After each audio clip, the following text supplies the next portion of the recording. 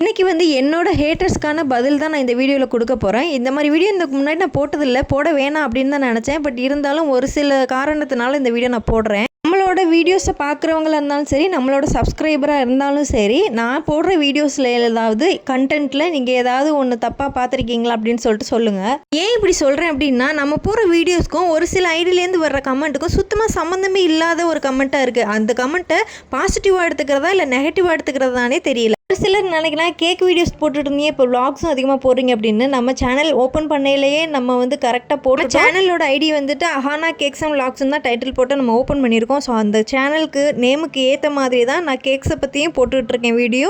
அதே மாதிரி விளாக்ஸும் நான் வீடியோ போட்டுட்ருக்கேன். டே டு டே லைஃப்பில் என்ன நடக்குதோ அதை தான் நான் போட்டுட்ருக்கேன். இதில் என்ன நீங்கள் தப்பு கண்டுபிடிச்சிங்க, ஒரு சிலர் வந்து இப்படி கமெண்ட் பண்ணுறீங்கன்னு எனக்கு தெரியல. நம்மளோட சப்போர்ட்டர்ஸ்க்கு எந்த அளவுக்கு ரெஸ்பெக்ட் கொடுக்குறோமோ அதை விட ஒரு படி மேலே தான் நான் வந்து ஹேட்டர்ஸ்க்கு வந்து ரெஸ்பெக்ட் கொடுப்பேன். ஏன்னா அவங்கனால தான் நம்ம வந்து முன்னேறிட்டு போயிட்டே இருப்போம்.